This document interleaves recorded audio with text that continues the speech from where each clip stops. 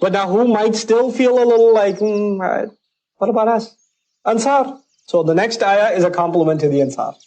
This is Allah telling the Ansar, this is what makes you guys awesome. Now I gave you an ayah what makes the Muhajirun awesome. Let me give you an ayah what makes the Ansar awesome, so you feel like I've addressed you too. وَالَّذِينَ تَبَوَّأُوا الدَّارَ, those who are well settled in the home, meaning those who were well settled in Medina. وَالْإِيمَانِ وَأَخْلَصُوا الْإِيمَانِ, يعني, and they had well settled iman min qablihim, from before the Muhajirin came here. Who was already there in Medina? The people of the Ansar, and they had already developed iman before the Prophet even came, sallallahu alaihi wasallam. Through Mus'ab ibn Umair, through the ambassador of Islam, so many of them had already accepted Islam. So this is their compliment. يُحِبُّونَ مَنْ هَاجَرَ إِلَيْهِمْ, and look at their wonderful quality. They love those who made hijrah towards them. They don't have hate for them, they have love for them. They love immigrants.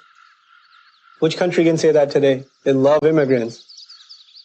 When somebody migrates towards them, what do most people say? They're going to eat away the economy. They're going to take away our jobs. They're going to take away our homes. They're going to corrupt our schools. They're going to corrupt our language. They're going to take away our culture. We don't want them here. Go back to your country. Isn't that what happens in many countries where there's a influx of immigration? There's anti-immigrant attitudes, But the Sahaba are coming, and they're all bankrupt, which means they all need to be financially supported. They're all on welfare. All of the Muhajirun are on welfare. And it's not like Medina is this affluent economy. These guys are barely making it themselves.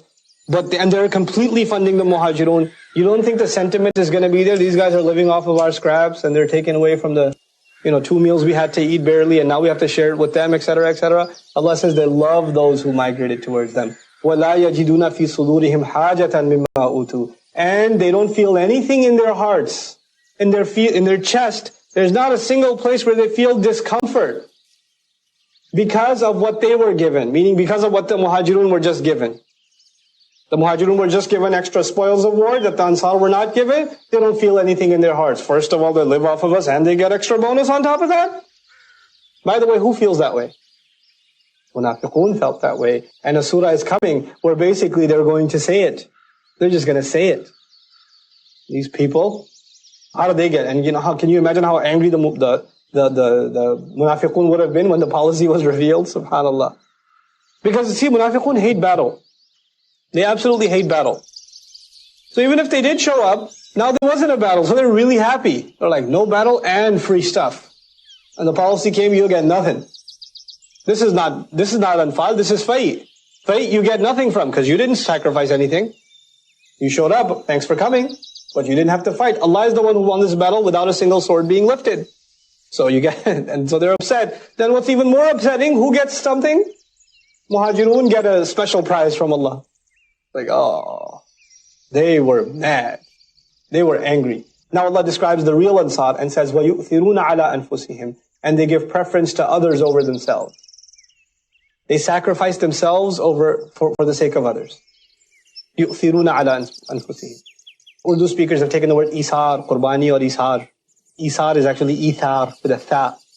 And it means to give preference. To give preference. And to consider somebody else before you consider yourself. وَيُؤْثِرُونَ عَلَىٰ أَنفُسِهِمْ. And Allah says, وَلَوْ كَانَ بِهِمْ خَصَاصَةٌ. Even if they were afflicted themselves with khasasa. Khasasa, the word khassun in Arabic is muflis, muhtaj. Bankrupt person. So poor he doesn't have enough to eat. That guy has khasasa. Bihi khasasa, يعني ليس له أكل. ليس له طعام ولا شراب. He's homeless. He's got no food. He's nothing. He says these Ansar are so incredibly generous. They give others preference over themselves even if they themselves don't have food to eat. Even if they have khasasa. And then he adds, this is the compliment Allah gives the Ansar, but if this compliment is not enough for you, if you're still kind of like feeling the greed a little, Allah says, وَمَنْ يُوقَ شُحَّ نَفْسِهِ, and whoever got protected from the internal greed, the miserliness, the desire for more wealth, the stinginess, whoever got protected from the stinginess that is encoded into his person, encoded into his personality, شُحَّ النَّفْسِ, شُحَّ نَفْسِهِ, they'll come up against Surah At-Taghabun, this phrase, وَمَنْ يُوقَ شُحَّ نَفْسِهِ, right? What does it mean? It means that all of us, inherently inside of us, have some level of greed. It's part of our being. It's there. Allah put that in us. I am greedy. I mean, when I go home with a really juicy Kit Kat and kids show up, I eat the first bar, then I distribute it among them. Because, I mean, I gotta have my piece. At least. You know, there's a greed inside of us. It can manifest in children, it can manifest in adults. It's human nature. And by the way, some level of greed is necessary for survival. You have to be greedy to survive. To some extent. But Allah says, at a level of, you know, when you develop this brotherhood, when you're part of a community, then you have to put that greed in check.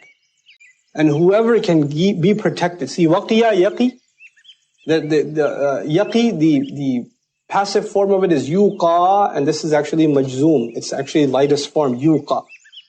Yuqa becomes yuqa. Whoever might get protected, whoever would get protected from the greed that is inside of himself, فَأُولَٰئِكَ هُمُ الْمُفْلِحُونَ, then those people are the ones that have truly attained success.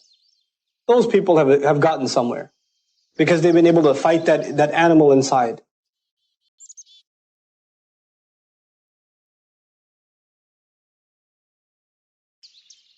وَالَّذِينَ جَاءُوا مِن بَعْدِهِمْ, and those who came much after them, يَقُولُونَ رَبَّنَا اغْفِرْ لَنَا وَلِإِخْوَانِنَا الَّذِينَ سَبَقُونَا بِالْإِيمَانِ, and they say, "O our Master, forgive us and forgive our brothers, those who preceded us in faith, those who came in faith before us. وَلَا تَجْعَلْ فِي قُلُوبِنَا غِلًّا لِلَّذِينَ آمَنُوا, and don't allow for any ill feeling to enter into our hearts against those who believe." Ghil is bad feelings. Ghil is also, you know, a kind of jealousy. Now, why do they have? Why don't I have? That's ghil also. Worldly aspirations. The Quran says, وَمَا كَانَ لِنَبِيٍّ أَن يَغُلَّ. It's not becoming of a prophet to have worldly aspirations and to vie for what other people have. Don't make us like that. Don't make us jealous of other believers. Don't make us think, why did they get? Why didn't I get? رَبَّنَا إِنَّكَ رَؤُوفٌ رَحِيمٌ. Our Master, no doubt, you are the one extremely compassionate. You're the one always merciful.